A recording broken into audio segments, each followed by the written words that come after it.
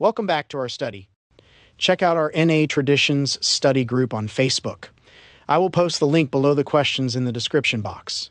This is Tradition 9 for members from our Guiding Principles book. Introduction. NA is a spiritual program. Whatever boards and committees we create, however many meetings we hold, it's the spirit of NA that matters. We feel that spirit fill a room when we gather for a meeting, but it's not the room that matters. We carry NA with us, but it's bigger than we are. When one addict helps another, NA is there. NA isn't one addict or the other. It's the helping, the sharing, the spirit of unity, the feeling of hope shared between us. When we read NA literature or listen to an addict share, we experience Narcotics Anonymous. When we write, when we pray, when we answer the phone even though we're tired or busy, or when we feel like using but we talk to another addict instead, that's NA.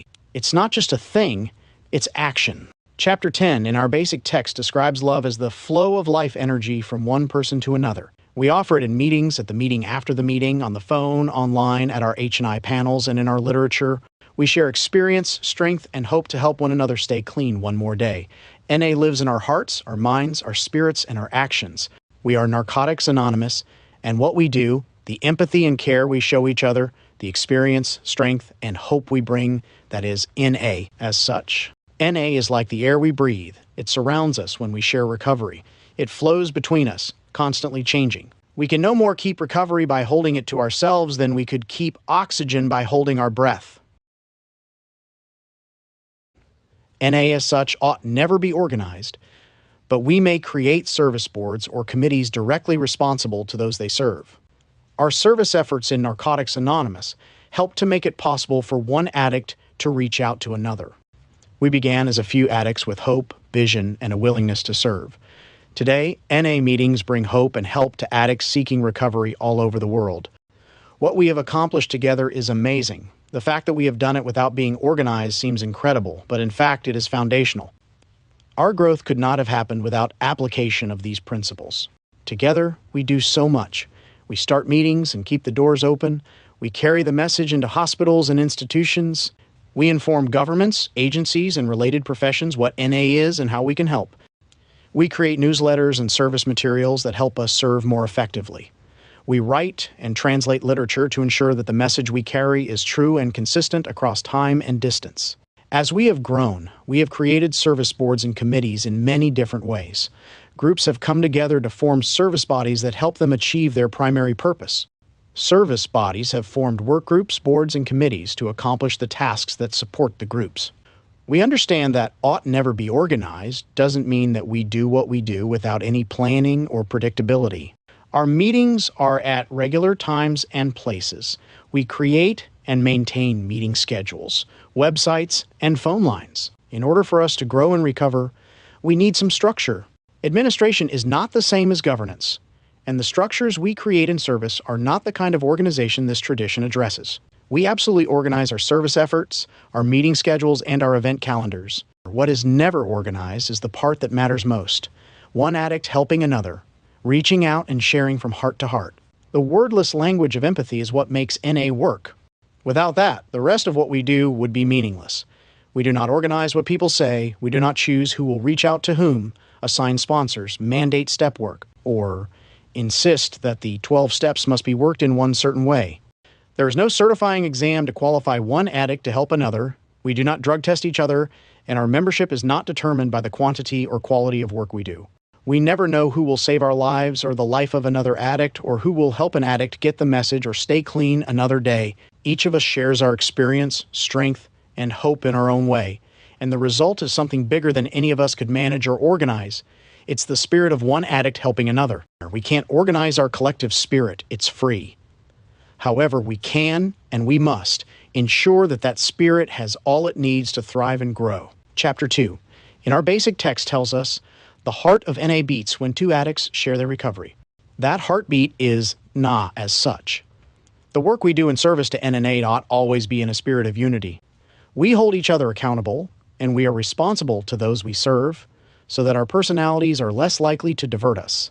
The practice of being responsible to those we serve teaches us to surrender to the will of the group and have patience with the process. These skills serve us in our personal recovery and in our ongoing development as a fellowship. Word by word.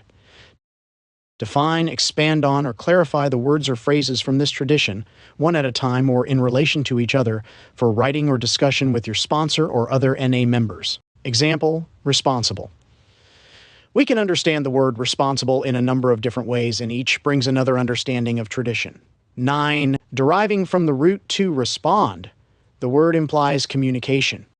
Being responsible means that we are accountable for our actions. It also means that we are able to respond to something coming from outside ourselves. Having a feeling is one kind of response. Sharing that feeling is another kind. When we are responsible, we are both accountable and in communication. These two parts are especially important to us in NA because our inclination is often to mistake responsibility for ownership or control, and no one of us owns any part of NA. We take care of it with each other, and for the addict still to come. Spiritual principles. Each tradition embodies a variety of spiritual principles. The list of principles and values below may be useful as we consider applications of this tradition. Explore them in writing or discussion with your sponsor or other NA members. If other principles or values not listed below seem relevant for you, include those as well. Humility, prudence, fidelity, honesty, communication, trust, harmony, love, anonymity, simplicity. Example, simplicity. It works how and why addresses spiritual principles and tradition. 9. It begins with simplicity. Both our service and our thought about this tradition should be simple. We start not from the sometimes complex relationship between service boards and groups, but instead with NA as such, the fellowship of recovering addicts who help each other stay clean. When we start from here, the rest falls into place. The relationships between this tradition and our first, our fifth, and certainly our 12th all become evident. Unity and anonymity allow us to carry our message without getting distracted by personalities. When our service is simple and uncluttered, we can stay focused on our primary purpose. It is easy to see the connections between our work and the suffering addict. For members. As individual members, our relationship to Tradition 9 develops in two ways. In what it has to teach us about our personal lives and in the guidance it offers for how we serve. Our willingness to take responsibility for our fellowship is not separate from our practice of taking responsibility for our own lives. Practicing the traditions teaches us balance. Tradition 7 encourages us to be self-supporting. Tradition 8 reminds us that total self-reliance can be a defect and encourages us to seek assistance when we need it. Tradition 9 cautions that while we may need assistance, we don't get to walk away after we ask for it. We balance between asking for help and ensuring that the work is done according to plan. We balance between maintaining our responsibility and allowing service boards and committees to carry out the tasks assigned to them. We give our trusted servants room to carry out their tasks. And we also keep ourselves informed enough to ensure that the work stays on course and there are enough members involved to get it done. Allowing others to have input can improve our work many times over. It takes patience and open-mindedness to be able to listen to feedback, but the process is almost always worth the time. Even if it results in no change to our practice, we gain a deeper understanding of the spiritual principles involved. Almost always, however, opening a process to input changes the result for the better. Some of us come into recovery with no sense of personal responsibility, as if it was someone else's job to take care of us. Others of us experience self-obsession as a belief that we are responsible for everything around us. The reality is usually somewhere in between.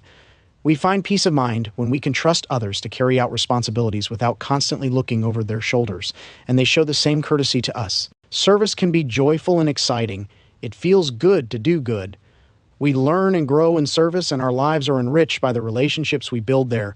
Yet we are always responsible to those we serve. It may be that we serve our home group or the area or another service body. It is up to us to understand who we serve and to whom we are accountable. Or whatever task we are doing, we can ask, what body am I serving? And then, what body does that body serve? And so on, until ultimately, the answer takes us back to the group, and from there to the addict who still suffers in our higher power. In between, we should be able to see a clear line of accountability. That helps us to understand our role in the process. Loving service is the work of a power greater than ourselves. The privilege to participate in the miracle does not make us miracle workers. Tradition 9 helps us to retain our anonymity even as we help to accomplish great things, because it reminds us that we are always servants. Whatever our service efforts, we are guided by our sense of responsibility to the addict who still suffers and by the direction of those who care enough to stay informed and involved. Without other people to discuss our plans with, it's much easier to run off course. We may encounter trouble when service responsibilities are one-member operations. When we act alone, we make decisions alone, and it's hard not to feel an ego investment in those decisions. NA service never happens in a vacuum. Even when we seem to be by ourselves, there are no solo efforts in Narcotics Anonymous. Our direct responsibility to those we serve keeps us from falling victim to our own egos. It can be very difficult not to hear feedback as personal criticism. When we communicate openly, we invite discussion, and as we discuss, we often find better ways to do things than any one of us had imagined. In order for a discussion to get us to a new place, we need to let go of our attachment to one particular answer. Being able to track lines of accountability helps us to see the connection between responsibility and surrender. That, in turn, helps to free us from the traps of isolation, resentment, and suspicion that can divide us from one another. Open and clear communication helps us to achieve and maintain accountability in service. Early in the process, we begin to learn the difference between freedom from and freedom to. Freedom from active addiction begins with not using today. That, in turn, gives us freedom to experience a new way of life, which may take us places we had never dreamed of or restore dreams we had lost long ago. In much the same way, we find that responsibility for something is different from responsibility to. We are responsible for the task assigned to us. We are responsible to the body we report to. In our services, these two are equally important. All the service we do involves accountability to and for NA. And accountability doesn't just keep us honest. It keeps us connected to the group conscience and our higher power. It can be easy to mistake self-will for a driving need. Surrender to group conscience doesn't disempower us. It reminds us to keep service separate from our ego and frees us from any illusions that service experience or outcomes somehow affect our value as members. Serving in a spirit of selflessness and humility can be challenging, but it's good for us and good for the service we do. That process of surrender will drive us to the steps, probably more than once. Check the description below the video to read the questions that are for this section. You can answer them and then go over them with your sponsor or another NA member. The next is Tradition 9 for groups.